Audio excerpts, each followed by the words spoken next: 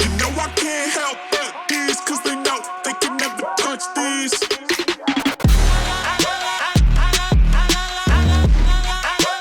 TVS has got an interesting portfolio of scooters that includes of the Zest, the Jupiter 110, the Jupiter 125 and the Ntorq 125.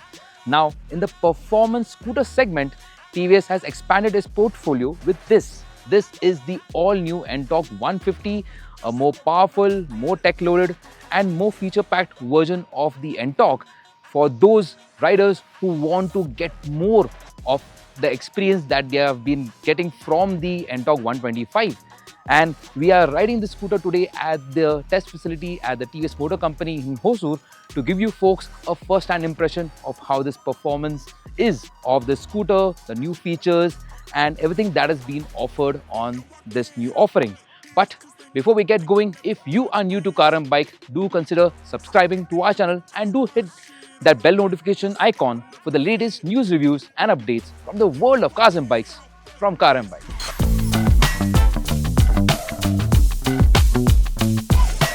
At first glance, the design has a strong resemblance to the current Ntorq 125 with a similar silhouette but with sharper lines and form.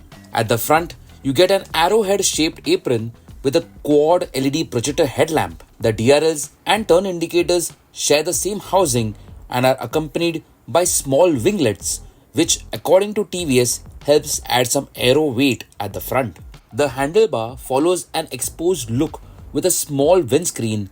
Meanwhile, the switchgear has been borrowed from the flagship Apache series. Plastic quality feels decent, but the borders have a bit of a rough edge. The shape of the saddle has been improvised for more comfort and is tapered at the front. The fuel filler cap continues to be located at the back and can be opened with the help of the multi-functional ignition key switch. The tail section maintains the signature forks vent design elements, while the tail lamp is a split type that forms a signature T. There's a small cubby storage space behind the front apron. The pillion foot pegs get a rubber insert and the underseat storage is the same at 22 liters like the 125.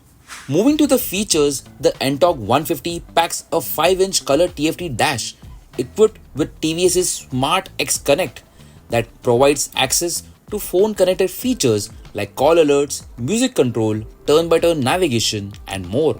The scooter comes with two ride modes, street and race, wherein in street mode, the delivery of power is a bit relaxed and the auto engine start-stop feature gets activated. Meanwhile, in race mode, the delivery of power is optimized and the iGo torque assist feature becomes available for quicker acceleration. Furthermore, the Ntorq 150 is equipped with switchable traction control and single-channel ABS, features that are much welcomed, adding a layer of safety when riding or braking on low traction surfaces.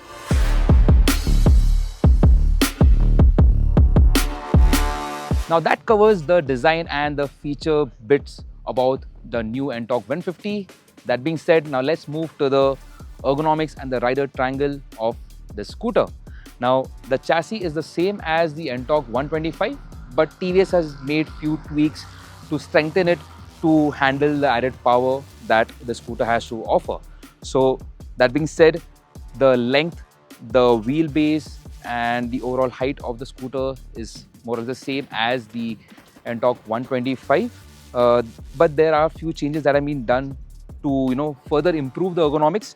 For example, the seat, the contouring at the front of the seat is more narrower, so people with shorter height also will be able to comfortably sit on the scooter. My height is 5'7", and while the riding triangle is quite comfortable, it's upright and my hand easily reach the handlebar. One interesting thing that you will notice is that you've got an exposed look over here. You can see the handlebar right here because it's not pretty much a common sight on scooters.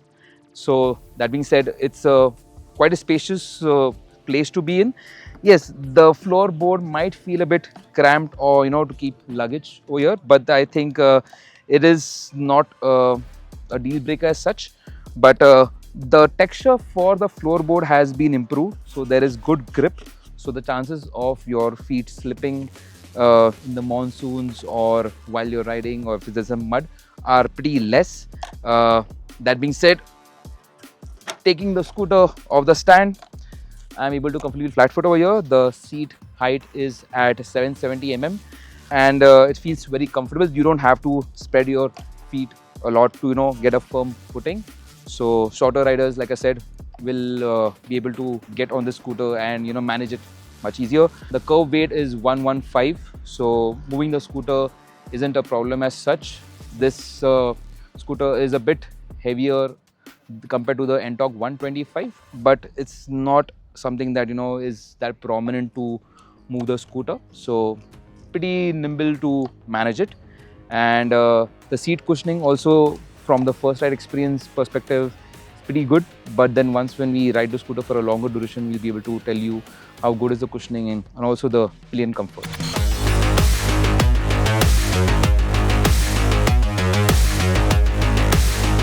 Powering the Ntorq 150 is a 149.7cc single-cylinder 3-valve air-cooled mill, which is basically a larger version of the 125's motor. The bore is bigger, the stroke is longer, and the piston is lighter. The combustion chamber is oil-cooled for better compression ratio, while the intake and exhaust systems have been optimized for better airflow. Together, TVS has managed to churn out 13 bhp of max power and 14.2 Nm of peak torque out of the motor. The powertrain is mounted onto the same chassis of the Ntorq 125 but has been strengthened to handle the higher power output. Same is the case with the suspension, which is similar to the 125, but the damping and spring rate has been stiffened for even better handling and agility.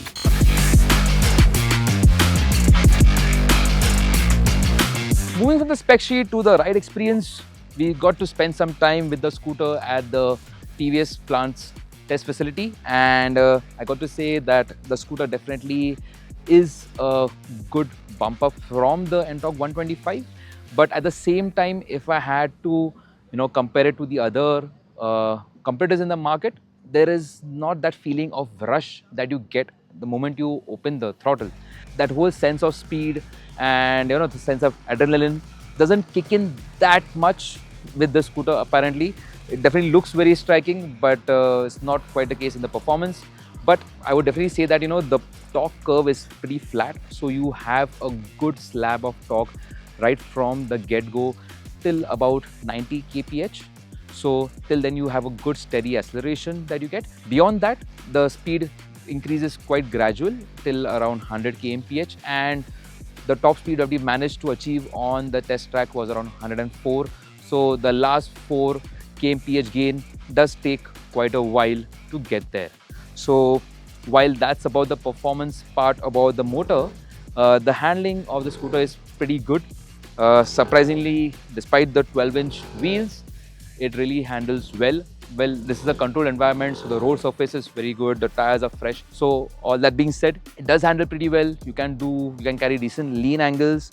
The tire grip levels is also pretty good. The tire profile is the same as the 125, but TVS has told us that the compound is slightly different to aid in for better grip levels with the added power. Even the suspension setup is slightly on the stiffer side. The spring rate is a bit higher and the damping is a bit higher, so to accompany with the increase in performance. So the rear is slightly stiffer compared to the Ntorq 125. So the scooter stays pretty planted while you are exiting the corner, or if there's a slight bump in the corner as well. Moving further, you get 2 ride modes. You get street and you get race. So in street, the power delivery is slightly mellowed down for your regular day-to-day usage, and along with that, you also get the intelligent start-go assist function only in street mode. But once you switch to race mode, you get the iGo assist function, but you do not get the start-stop function. In that case, traction control is switchable, but in the given environment, we didn't face any scenario wherein we could test it as such. For that, we'll hold the opinion for later on when we get to test the scooter for a much more real-world environment. And along with that, speaking of the brakes are pretty good. The front end has got a pretty good bite, and you can feed in a lot more brake pressure courtesy of having single channel ABS. So the fear of the front locking up is taken away. So now you can safely put more pressure on the front brake. The rear brake is a drum, but it's not recommended to rely much, on completely on the rear brake to shed speed. A combination of both is what works out best.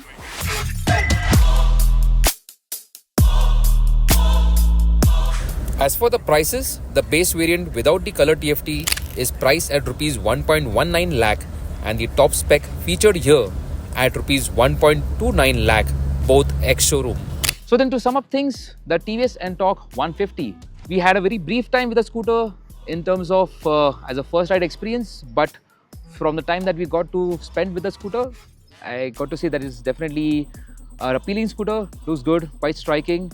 Performance is also a good bump over the 125, and as true as it remains to the characteristics in terms of dynamics and the handling and the brakes, this one also pretty much is on point in all those factors. We will be definitely riding the scooter for a much detailed ride experience in the real world conditions to give you a more in-depth idea of how the performance works out in the real world in traffic, and the 12-inch wheels, how practical do they work with the kind of power that you're getting, and the mileage is also what we will test. But you guys also do let us know your thoughts about the scooter. Is this what appeals to you as looking for a Ntorq 150 offering, or would you preferred something like with bigger 14-inch wheels with a more striking design that is more appealing, that differentiates it from the Ntorq 125 to the 150? So what are your thoughts? Feel free to let us know in the comments. I'm Janak Sorap and I will see you soon in the next video. Thank you for watching Car and Bike.